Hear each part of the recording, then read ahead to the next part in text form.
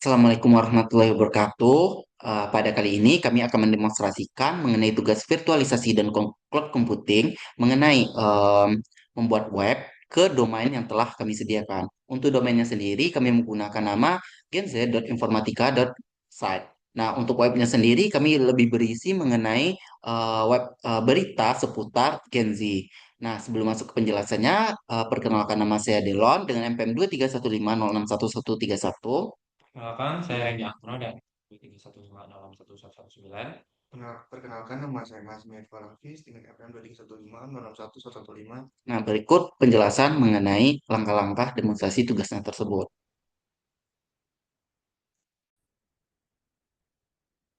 Nah, untuk langkah pertama itu kita cek di terminal kita apakah domain tersebut sudah terdaftar atau belum, atau sudah aktif atau belum. Apakah sudah ada IP-nya dan sudah diketahui servernya. Nah, masuk ke untuk mengetahuinya itu kita cukup masuk ke CMD dari laptop kita.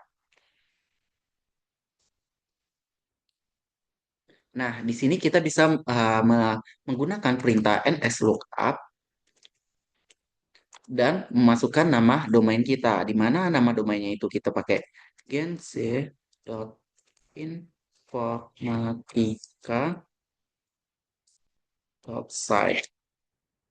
Nah, di sini untuk servernya ini menggunakan DNS Google dengan addressnya 88. Nah, di sini uh, untuk Gen Z informatikanya itu sudah terdapat di dalam atau sudah public gitu. Di mana untuk IP-nya itu kita gunakan untuk IP dari Gen Z informatikanya itu yaitu 76.13.197.155. Nah, kita lihat juga di search engine kita bisa kita gunakan https slash slash genz dot dot informatika dot site. Nah, untuk tampilan dari awal sebelum kami memasukkan codingan untuk webnya itu, tampilannya itu seperti tampilan default, di mana untuk tampilan defaultnya itu cuman ada index of name dan seperti yang ada di tampilan ini. Nah, untuk kita bisa mengubah untuk tampilan dari domain Genz informatikanya ini, kita bisa masuk ke si panel. Nah, di mana untuk masuk ke si panel ini, kita bisa menggunakan HTTPS dot dari IP-nya tadi, dari IP yang kita pakai uh, yang terdapat di terminal tadi.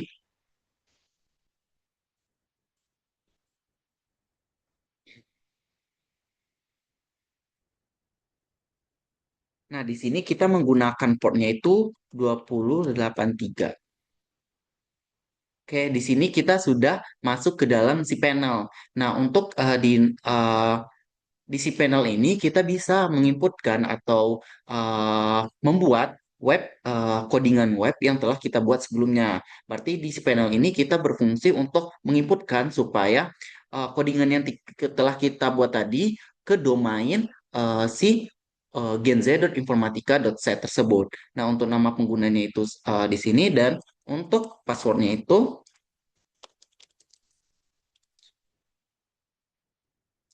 Nah, di sini kita telah berhasil masuk ke dalam si panelnya.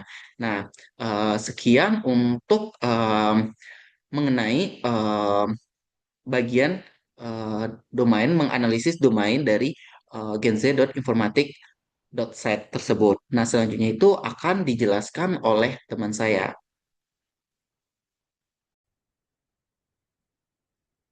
Baik, yang sudah sekarang kita sudah masuk ke si panelnya.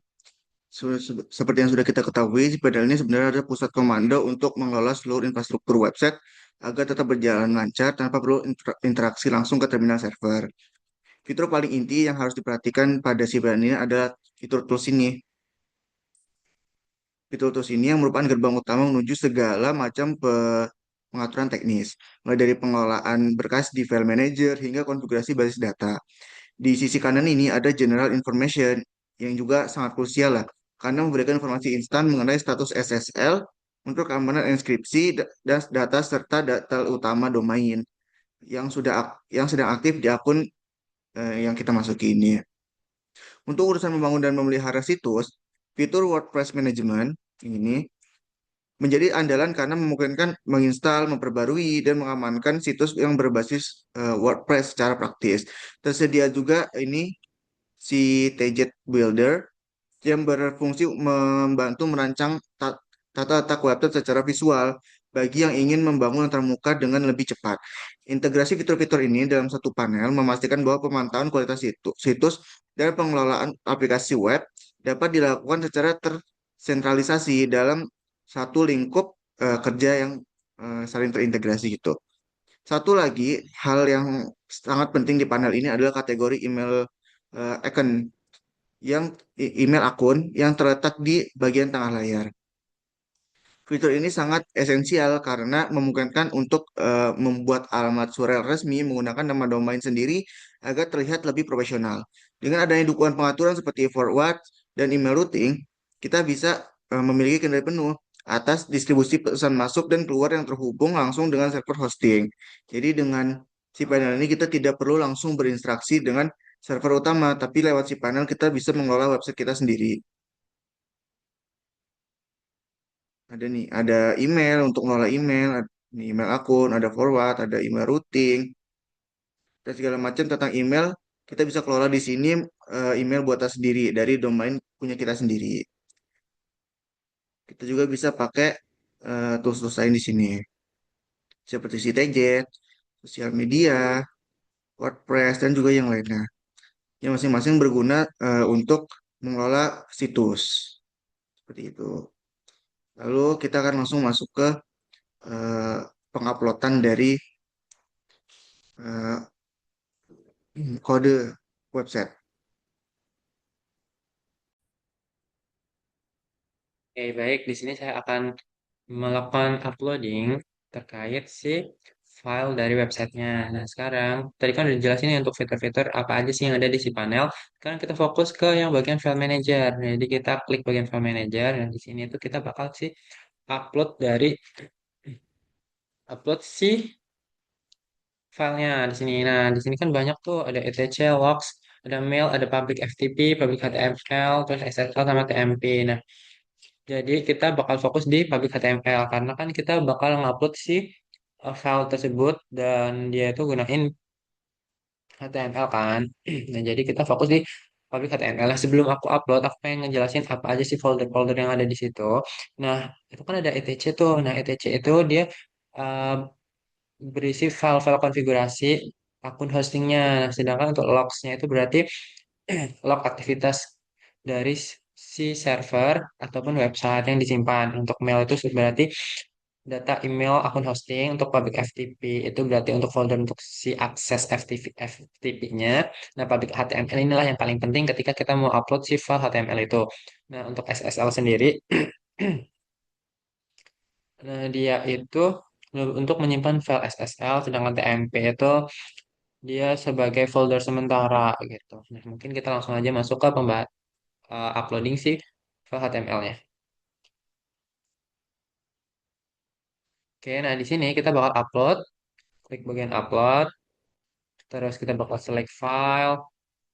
Nah, di sini mana sih yang bakal kita, nah kita cari data file yang mau diupload nih. Kenzi mana? Ini Kenzi, kita upload file indeksnya, kita open. Oke, nah berarti udah 100% nih. Berarti udah tuh, udah berhasil di-upload.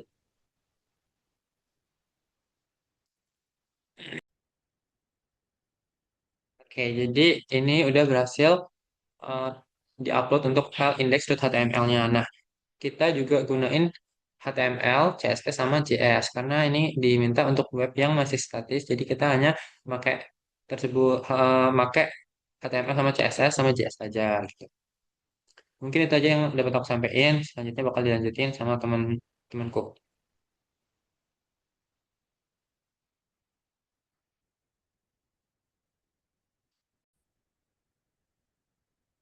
Baik, setelah tadi file kodenya di atau file HTML tadi diupload file websitenya, kita akan cek apakah sudah bisa diakses secara publik atau belum. Kita ketikkan domainnya yaitu genzi.informatika.site. Di sini bisa dilihat bahwa website yang telah dibuat telah berhasil diupload dan juga telah berhasil diakses oleh publik. Sehingga sudah bisa ada beberapa fitur yang sudah tersedia dan juga sudah bisa diakses oleh publik seperti fitur beranda, lalu fitur dashboard. Dan ini apabila sudah masuk harusnya nanti. Lalu ini ada fitur karir, fitur melihat berita mengenai keuangan, lalu mengenai mental health, lalu mengenai teknologi dan AI.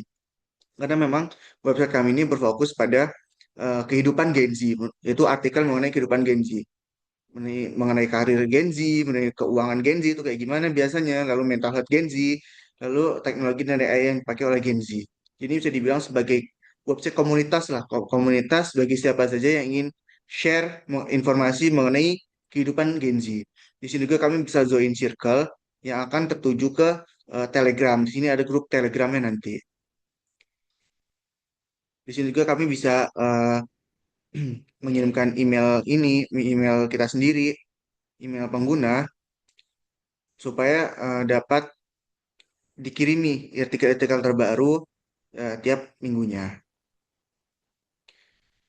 Jadi ini website kami dibuat sebagai wadah untuk komunitas Gen Z dapat saling bertukar informasi mengenai banyak hal yang bisa saling bermanfaat gitu. Bisa baca artikel lah, contohnya ini artikel tentang karir, dan juga bisa akses ke media sosial yang mengupload artikel ini. Di dashboard juga kita bisa lihat ada akun, ada seberapa banyak yang baca, yang disimpan berapa banyak, lalu poin komunitas juga nanti ada.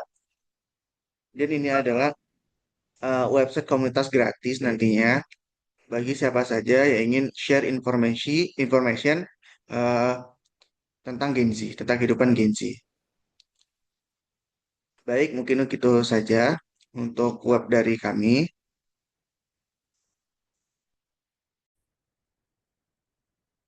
Demikianlah hasil demonstrasi mengenai tugas visisi kami. Apabila terdapat salah kata dalam penyampaian, kami mohon maaf. Kami tutup dengan Assalamualaikum warahmatullahi wabarakatuh.